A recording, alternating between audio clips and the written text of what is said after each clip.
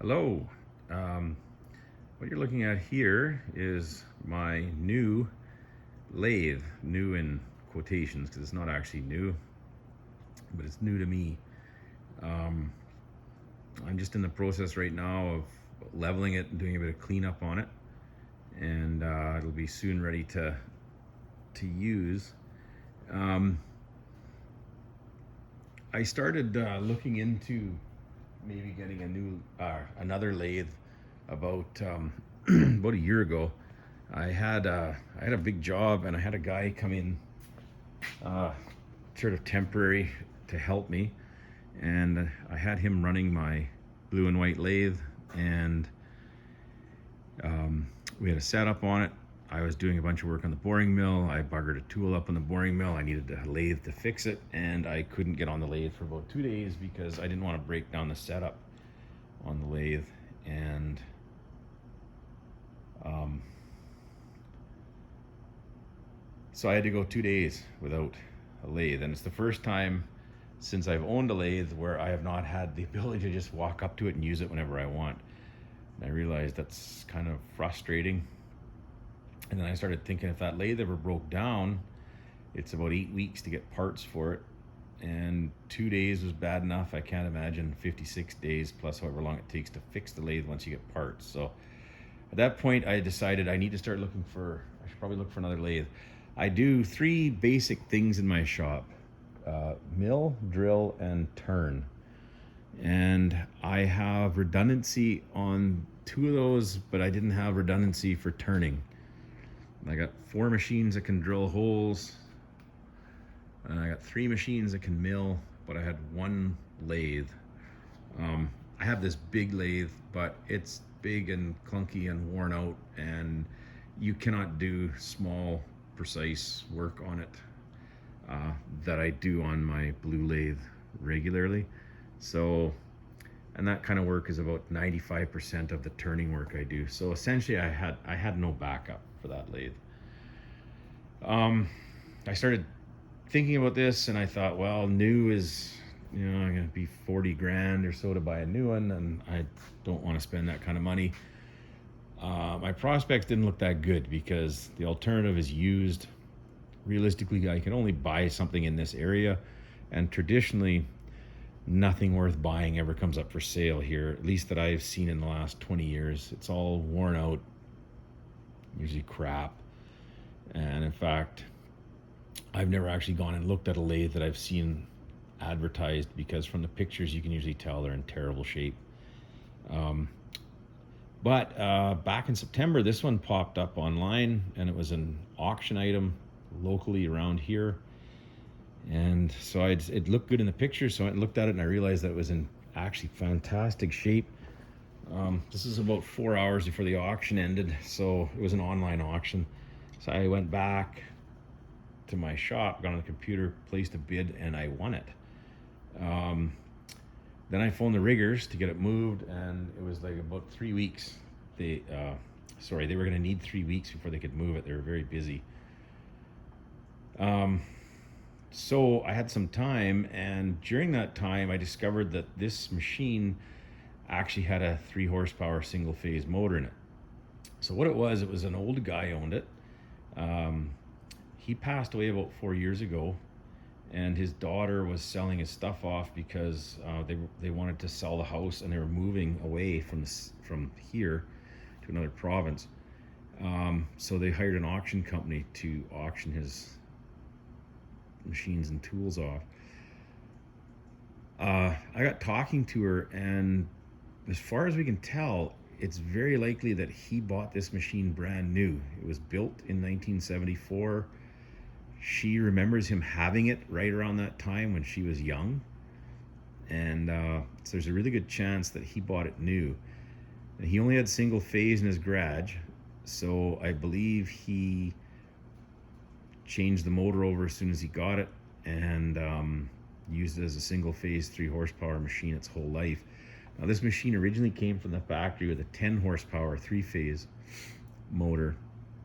So the headstock is designed to handle 10 horsepower, and in 45 years or so of use, it never would have taken more than a 3 horsepower cut.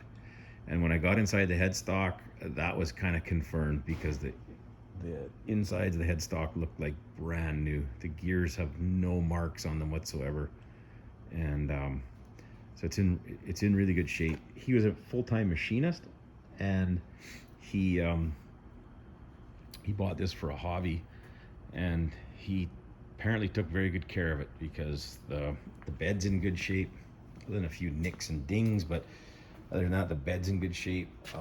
The cross slide, not sure how that's going to show up on the camera, but all the original scraping marks are still there. The underside looks good, other than a few, little score marks, which are pretty typical. It's in excellent shape. Everything I've been into so far on this lathe, it's still like new. So anyways, during that 3 weeks, I decided, originally I was just going to put this thing over there by the doors, because I have a welding plug over there, and I just plug it in because it's single phase. And I got looking into this lathe. I'd never heard of this brand before. Yang Ironworks. That's called a YAM. Well, it turns out they're actually considered to be a pretty good lathe, and there was a lot of them sold in North America in the 70s and 80s. And the more I found out about it, the more excited I was about it. And I thought, you know what, this is going to be a hell of a good lathe. I think I don't want it to have only 3 horsepower, so I decided I need to get a 10 horsepower motor for it. So I started looking around for one of those, and I found one for sale. It was brand new. It was a mechanical company had bought it for a job, and then the customer backed out on the job, so they put it up for sale. So 208 volt, 3-phase, 10 horsepower motor I was able to get. It's very heavy duty. It's made by Toshiba. It runs very, very smooth. So I did good there too. So I installed that. I had to, that's the motor there. I had to drill some new holes in the motor mount to fit this motor. But other than that, and then I had to modify the pulley. The shaft was bigger. I had to bore the pulley out a bit. But other than that, it was pretty straightforward. None of the original wiring had ever been used. Like all the switch gear in here had never been used. He bypassed it with actually a pretty clever setup. He had a large drum switch, which he mounted here, and then he ran it with the apron lever. This lever here turns the rod, and essentially what he did is he ran the single phase wire in up to the drum switch, back to the motor, and that was it. And he had forward and reverse. So none of this switch gear has ever been used. So when I decided to change it back to 10 horsepower, I discovered that this lathe originally came from the factory as a 550 volt machine. I have 208, so I had to take that into account. And it turned out that the motor starters for the main motor can handle the current, but the original overload couldn't. So I had to get that white component off to the left. That's a new overload. And then I had to change the control transformer too, because it was a 550 to 110 volt transformer, and I had to change mine to a 208 to 110, which I have there. And it works good. So again, I've got a 50-year-old machine, and all the switch gear is unused, and everything works good.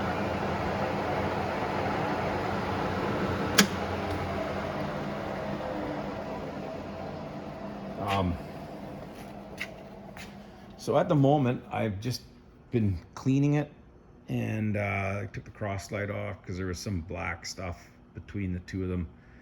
It wasn't really flushing out with the oil, so I took it apart. I'm gonna give it a good cleaning, put it back together, change the motor.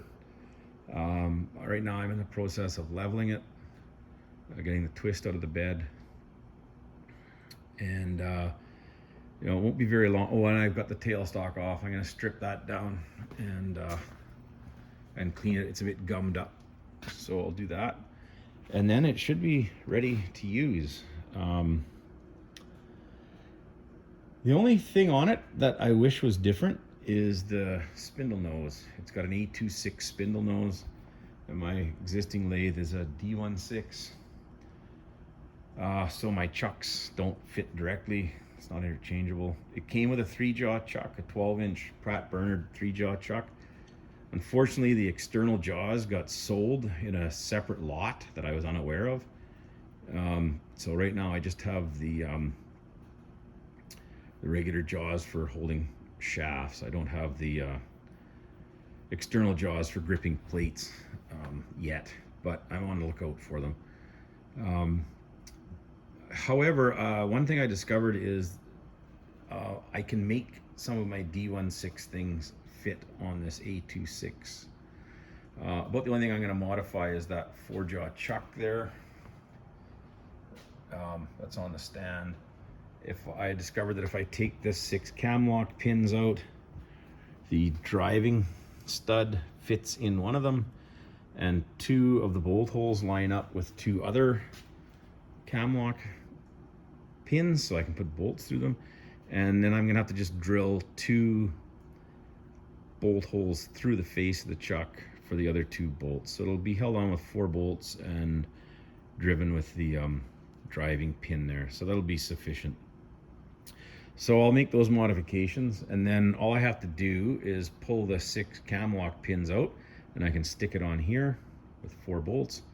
And if I want to put it back on my other lathe, I just put the 6 cam lock pins back in, and it'll just mount on there like normal. So it also came with a face plate, and that's the A26 pattern there. 4 bolts and 2 possible places to put the driving pin. So I'll clean that up, and then I'll have the face plate for it. I'm not going to show any machining in this video. I don't have, like, this is the point I'm at right now. I'll probably release make a second video in a while, maybe in the new year, where I'll do some test cuts and that and see how it is. But I'm not too far away now, maybe another 2 or 3 weeks, and I'll be at the point where I can actually try it out and see how it's going to be. So anyways, thanks for watching.